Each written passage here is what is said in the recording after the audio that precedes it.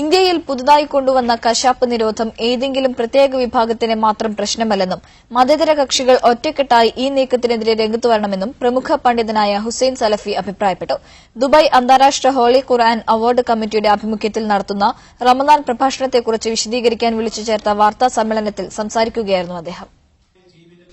ഇന്ത്യയിൽ പുതുതായി കൊണ്ടുവന്ന കശാപ്പ് നിരോധനം ഏതെങ്കിലും പ്രത്യേക വിഭാഗത്തിന് മാത്രം പ്രശ്നമല്ലെന്നും മതേതര കക്ഷികൾ ഒറ്റക്കെട്ടായി ഈ നീക്കത്തിനെതിരെ രംഗത്തുവരണമെന്നും പ്രമുഖ പണ്ഡിതൻ ഹുസൈൻ സലഫി അഭിപ്രായപ്പെട്ടു. ദുബായ് അന്താരാഷ്ട്ര ഹോളി ഖുർആൻ അവാർഡ് കമ്മിറ്റിയുടെ ആഭിമുഖ്യത്തിൽ നടത്തുന്ന റമദാൻ പ്രഭാഷണത്തെക്കുറിച്ച് വിശദീകരിക്കാൻ വിളിച്ചു ചേർത്ത വാർത്താസമ്മേളനത്തിൽ സംസാരിക്കുകയായിരുന്നു അദ്ദേഹം. മതേതര കക്ഷികളും മാനുഷികമായ മൂല്യങ്ങളിൽ വിശ്വസിക്കുന്ന എല്ലാ ആളുകളും ഒറ്റക്കെട്ടായി ഇത്തരത്തിലുള്ള വിധ്വംസക പ്രവർത്തനങ്ങളും മനുഷ്യരെ ധ്രുവീകരിക്കുന്ന ആ രൂപത്തിലുള്ള അവസ്ഥകളിലേക്ക് നീങ്ങുന്ന ശക്തികൾക്കെതിരെയും നിയമത്തിന്റെ എല്ലാ പരിധികളുടെയും ഉള്ളിൽ നിന്നുകൊണ്ട് പ്രതിരോധിക്കുകയും അതിനെതിരെ പ്രതികരിക്കുകയും ചെയ്യണം. ജനങ്ങൾക്കിടയിൽ വിഭാഗീയത രൂപപ്പെടുത്താനുള്ള കൊണ്ടുപിടിച്ച നീക്കങ്ങളാണ് നടക്കുന്നത്. ഇത്തരം സ്ഥാപിത താൽപര്യങ്ങളെ എല്ലാവരും ഒരുമിച്ച് വേണം എതിർക്കാനെന്നും അദ്ദേഹം ചൂണ്ടിക്കാട്ടി.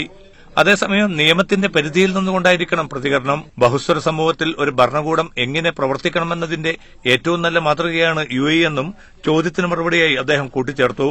ദുബായ് അന്താരാഷ്ട്ര ഹോളി ഖുർആൻ അവാർഡ് കമ്മിറ്റിയുടെ ആഭിമുഖ്യത്തിൽ നടത്തുന്ന റമദാൻ പ്രഭാഷണത്തിൽ ജൂൺ 2 വെള്ളിയാഴ്ച രാത്രി 10 ഹുസൈൻ സലഫിയുടെ പ്രസംഗം. ഊതുമേത്ത അൽനാസർ ലിഷർലാൻഡിലാണ് പരിപാടി. വാർത്താസമ്മേളനത്തിൽ അബ്ദുൾ സലാം, സംസുദ്ദീൻ അജ്മാൻ, മുഹമ്മദ് യൂസുഫ്, അഷ്റഫ് പുതുശ്ശേരി, മൊയ്തീൻ, ഷമീം ഇസ്മായിൽ എന്നിവരും സംബന്ധിച്ചു. Media 1 Dubai.